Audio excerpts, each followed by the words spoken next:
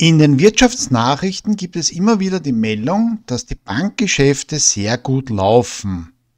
Da stellt sich doch die Frage, was für Bankgeschäfte sind damit überhaupt gemeint?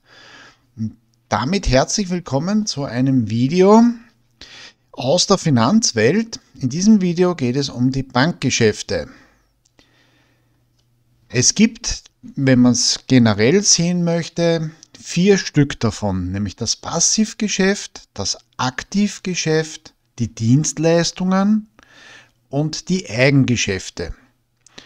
Sämtliche Aktivitäten der Banken, auch wenn es viele andere fachchinesische Begriffe geben mag, reduzieren sich eigentlich auf diese 4 Säulen.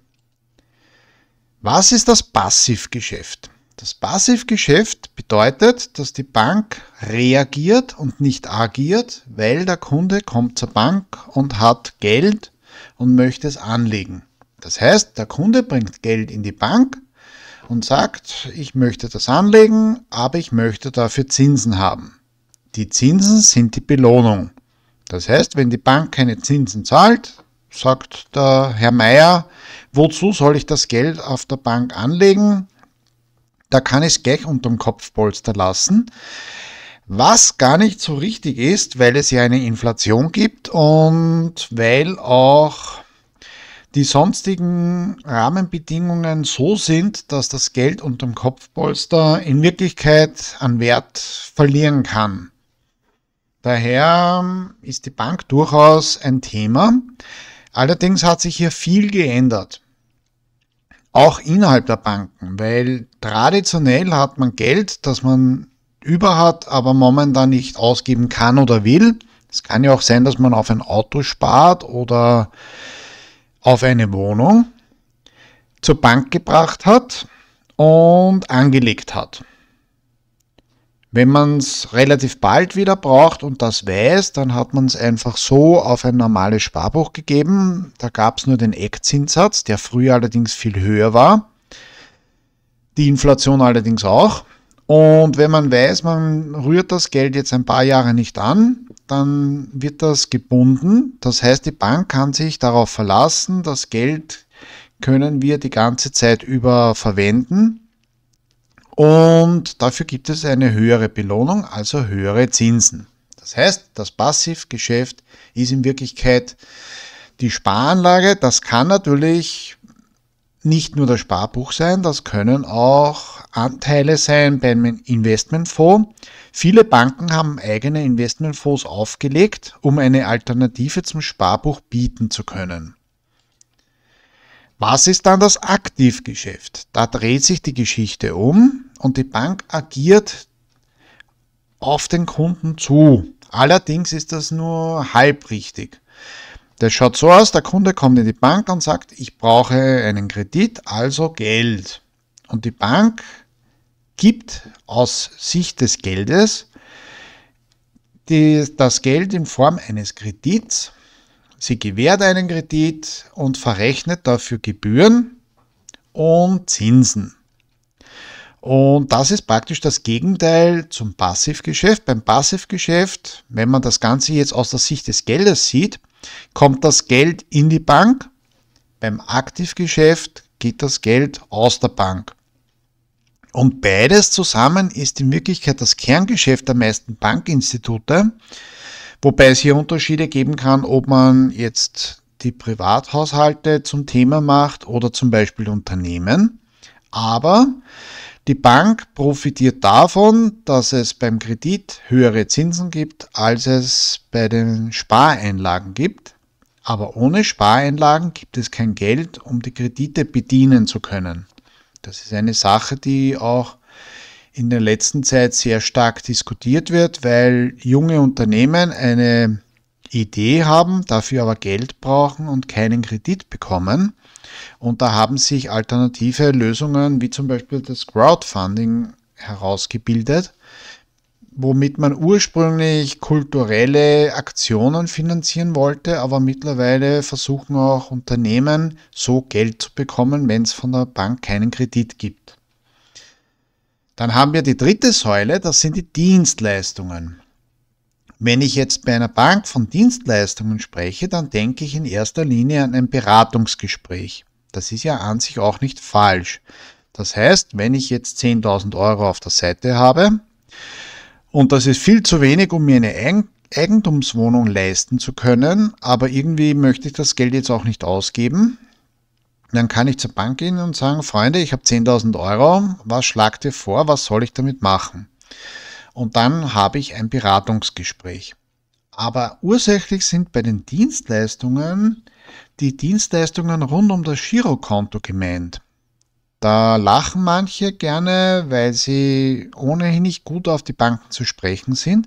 Aber tatsächlich ist es eine Dienstleistung, dass ich ein Girokonto haben kann, dass ich eine Kundenkarte habe, eine Bankomatkarte und dass ich mit Überweisungen, Dauerauftrag und mit dem Online-Banking agieren kann. Das können sich heute viele junge Menschen gar nicht mehr vorstellen. Vor ein paar Jahrzehnten hat man seinen Lohn oder sein Gehalt bar ausgezahlt bekommen. Da ist man zu einer Auszahlungsstelle gegangen und dann hat man das ganze Geld bar gehabt und musste es erst auf die Bank tragen.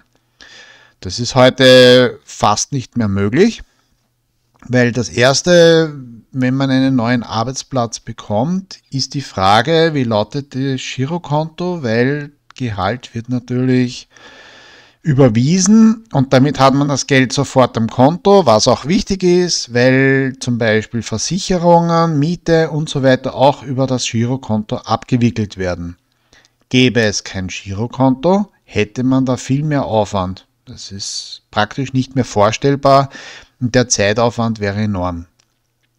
Daher ist das Girokonto mit all den Möglichkeiten, die damit einhergehen, ein wesentlicher Part dieser Dienstleistungen, die die Bankinstitute bieten.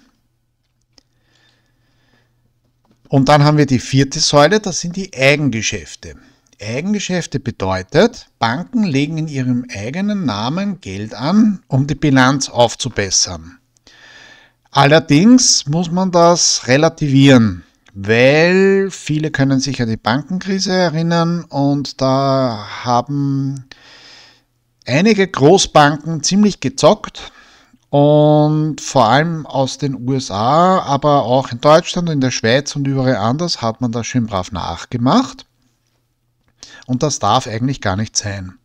Also beispielsweise in Österreich oder in Deutschland gibt es Spielregeln, was überhaupt möglich ist. Das dürfen nur sichere Anlagewerte sein. Das heißt, die Bank hat einen großen Geldbetrag zur Verfügung und legt ihn auf sichere Anlagewerte, um erfolgreich agieren zu können. Das darf man jetzt nicht mit dem Zocken in Verbindung bringen. Also das Zocken ist eigentlich eine Überzeichnung für eine Handlung, wo ich zum Beispiel um 100 Euro Aktien kaufe und am Nachmittag haben die einen Wert von 105 Euro und ich verkaufe sie, damit ich diesen Gewinn von 5 Euro sicher habe.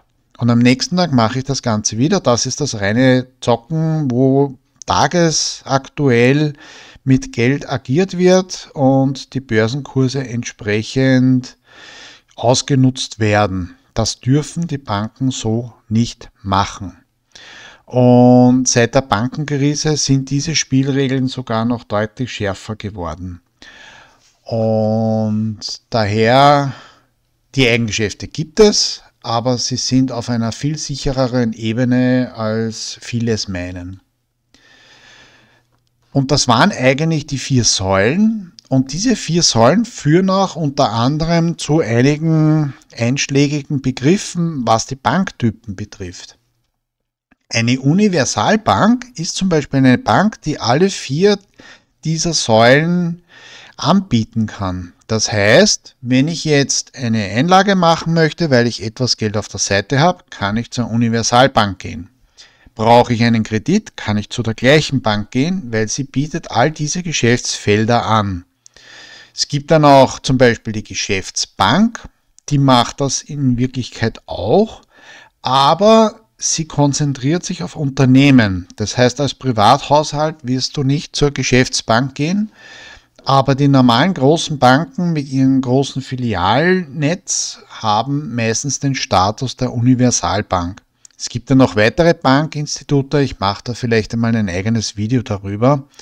Aber wichtig ist zu wissen, es gibt diese 4 Säulen und die großen Banken decken diese meistens ab. Es kann sein, dass sie Spezialfilialen haben, die sich auf eine besondere Aufgabe konzentrieren. Aber normalerweise, wenn ich jetzt zu einer üblichen Bank gehe, zu einer Filiale dieser, dann kann ich dort all diese Aufgaben erfüllen.